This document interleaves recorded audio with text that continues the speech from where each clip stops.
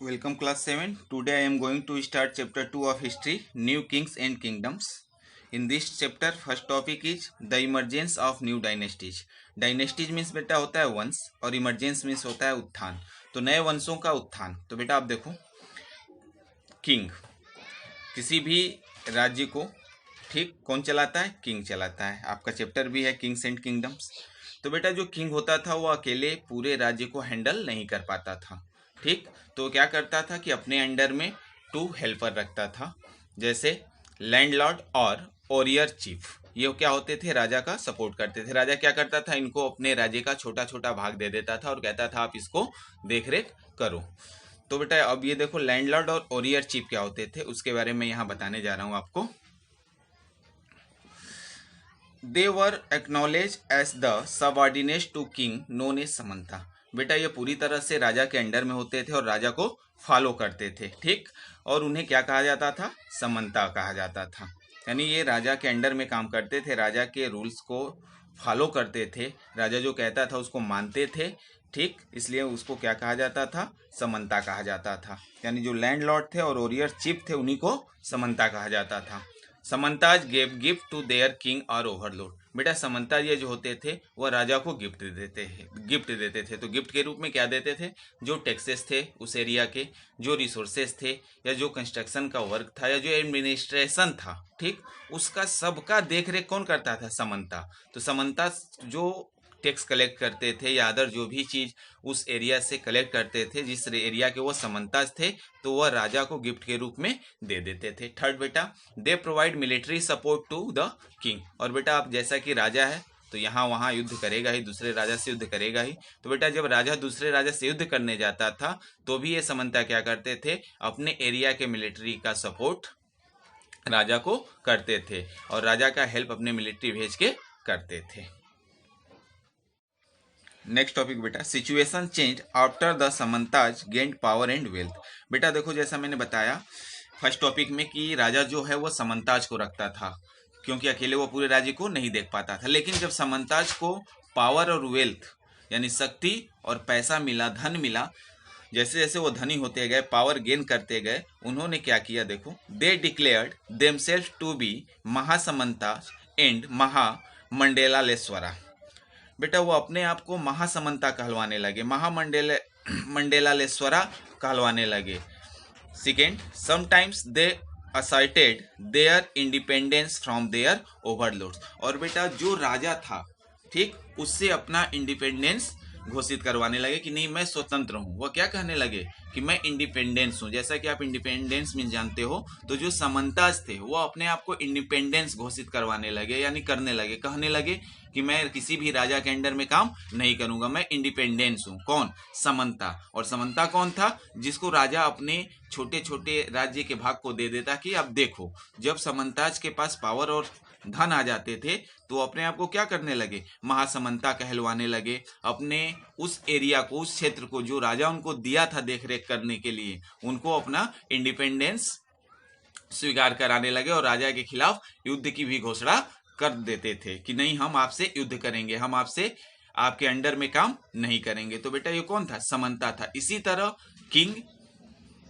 जो होते थे वो जो उनके नीचे काम करने वाले समंताज होते थे, उनकी डायनेस्टीज क्या हुई? धीरे धीरे विकास हुई. तो यही इस चैप्टर में आप पढ़ोगे कि पहले क्या था, एक राजा था, उसके राज्य पूरा होते थे, वो समंताज को रखता था. समंताज जैसे जैसे पावर को गेन करते थे, वेल्थ को गेन करते थे, वो अपने आप को इंडिपेंडेंस घोषित कर देते थे और राजा के खिलाफ ही युद्ध करने के लिए तैयारी करने लगते थे. नेक्स्ट टॉपिक बेटा एडमिनिस्ट्रेशन इन द किंगडम्स. बेटा जैसा कि आप जानते हो कि राज्य बहुत बड़ा है, एक राजा के बस की बात नहीं थी. तो वह क्या करता था? अपने पावर को यानी शेयर्ड पावर इन, अपने पावर को किन किन लोगों में बांट देता था ताकि उसका राज्य सही से चल सके. तो आप देखो यहाँ पे समंताज, जैसा मैंने ऊपर बताया अभी कि समंताज, पिसेंट, ट्रेडर्स और ब्राह्मण्स. तो बेटा जो राजा होता था अपने एडमिनिस्ट्रेशन को सही सुचारू रूप से चलाने के लिए अपने पावर को क्या करता था? शेयर कर देता था, यानी लोगों में डिवाइड कर देता था और उन्हें एरिया दे देता था कि आपका ये एरिया है, इसके सारे एडमिनिस्ट्रेशन वर्क आप देखेंगे. तो वो कौन कौन थे? समंताज थे, पिसेंट थे, ट्रेडर्स थे और ब्राह्मण थे, इनमें वो अपने पावर को शेयर कर देता था। बट हेड कौन होता था? राजा ही होता था। राजा जो घोषणा करता था या राजा जो ऑर्डर देता था उसी को ये लोग क्या करते थे? फॉलो करते थे। ये नहीं कि ये लोग कुछ अपने से ऑर्डर देते थे, नहीं, ये लोग राजा के ऑर्डर को फॉलो कराते थे ताकि एडमिनिस्ट्रेशन क्या हो? हर जगह का सही हो। जैसे आप अपने यहाँ ही देख लो, आप स्टेट में रहते हो तो चीफ मिनिस्टर है, देश का बात करो तो पीएम है, डिस्ट्रिक्ट का बात करो तो डीएम है। तो उसी तरह बेटा राजा भी पहले के क्या करते थे? अपने पावर को कई लोगों में डिवाइड कर देते थे ताकि उनका जो एडमिनिस्ट्रेशन वर्क है वह सुचारू रूप से चल सके। नेक्स्ट टॉपिक बेटा प्रशस्तिस एंड लैंड ग्रांट। अब आप देख लो प्रशस्तिस क्या होता था। Prashastis are the metal plates which contain details about the ruler. It was written by Brahmans in Sanskrit. बेटा प्रशस्तिस जो होता था वह एक मेटल का प्लेट्स होता था, यानी तांबा का हम कह सकते हैं कि तांबा का प्लेट्स होता था जिसपे उस क्षेत्र के राजा के बारे में पूरा डिटेल लिखा जाता था, यानी जो अबाउट द रूलर। यानी पहले क्या था? पेपर नहीं था, पेन नहीं था, तो प्रशस्तिस पे ही उस रूलर के बारे में लिखा जाता था। और लिखता कौन था? रिटेन बाय द ब्राह्मण इन संस्कृत। ब्राह्मण लोग लिखते थे और किसमें लिखते थे? संस्कृत में।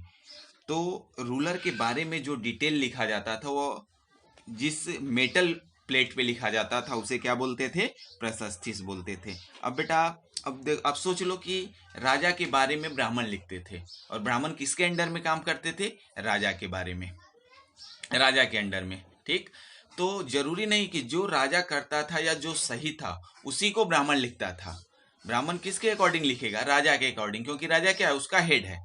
तो हो सकता है जो लोग अपना इंफॉर्मेशन देते थे, जो रूलर अपने बारे में राइट कराते थे, हो सकता है वो गलत कराते थे, वो सही कराते हो। तो बेटा बस इतना जान जाओ कि जो प्रशस्तिस होता था वह एक मेटल का प्लेट्स होता था जिसपे राजा के बारे में लिखा जाता था। और कौन लिखता था? ब्राह्मण लिखता था। और किस भाषा में लिखता था? संस्कृत में। नेक्स्ट बेटा लैंड ग्रांट। लैंड ग्रांट क्या होता है आप देख लो, उसके कई पॉइंट हैं। King often rewarded Brahmans by grant of land. बेटा जब प्रशस्तिस लिखता था ब्राह्मण तो राजा क्या करता था? उसे रिवार्ड में यानी गिफ्ट के रूप में, रिवार्ड इनाम के रूप में उसे लैंड दे देता था। ठीक, उसी को लैंड ग्रांट बोलते थे। Second, resources of that land. और वहां के रिसोर्सेस भी उसी ब्राह्मण का हो जाता था। जैसे राजा का बहुत बड़ा राज्य, उसमें से कोई छोटा सा भाग यानी छोटा सा एरिया ब्राह्मण को दे दिया। किस लिए? क्योंकि उसने प्रशस्तिस लिखा। प्रशस्तिस लिखा इसलिए राजा ने उसको रिवार्ड के रूप में छोटा सा जमीन का टुकड़ा दे दिया। तो ये नहीं कि बस जमीन का टुकड़ा दिया तो जमीन का मालिक था, बल्कि वो क्या हो जाता था? वहाँ रिसोर्स ऑफ डेट लैंड, वहाँ पे जो रिसोर्सेस होते थे उनका भी हेड वो ब्राह्मण हो जाता था। राइट टू कलेक्ट टैक्स, और टैक्स कलेक्ट करने का भी पावर उसको राजा दे देता था। परमिशन टू कंस्ट्रक्शन, और कंस्ट्रक्शन का भी परमिशन राजा दे देता था। यानी लैंड ग्रांट में जब ब्राह्मण प्रशस्तिस लिखता था तो उसके रिवार्ड के रूप में राजा क्या करता था? अपने क्षेत्र का, अपने एरिया का छोटा सा पार्ट ब्राह्मण को रिवार्ड के रूप में दे देता था। और वहाँ के रिसोर्सेस का हेड, टैक्स कलेक्शन का हेड, परमिशन टू कंस्ट्रक्शन का हेड जो होता था वह ब्राह्मण ही होता था। और बेटा ये सब मौखिक नहीं होता था, ओरली नहीं होता था, बल्कि उसी तरह जैसे प्रशस्तिस आपके मेटल प्लेट पे लिखा जाता था उसी तरह राजा जो है जो जमीन देता था उसको भी मेटल प्लेट पे राइट कराता था और उस पे मोहर वोहर लगा के देता था कि नहीं ये आपका है, ताकि आने वाले राजा, उस राजा के वंश के आने वाले राजा उस ब्राह्मण से वो चीज ले न सके। तो बेटा आप समझ लो कि एक राजा, ठीक, एक ब्राह्मण को सिर्फ प्रशस्तिस लिखने के एवज में इतना सब पावर देता था, तो क्या जरूरी है कि ब्राह्मण राजा के बारे में सही लिखता होगा? नहीं, राजा जो कहता होगा, जैसे कहता होगा, ब्राह्मण उसको लिख देता होगा। तो बेटा आई होप कि आप प्रशस्तिस और लैंड ग्रांट दोनों समझ गए होंगे। अब बेटा इस चैप्टर का नेक्स्ट टॉपिक मैं नेक्स्ट वीडियो में आपको एक्सप्लेन करूंगा।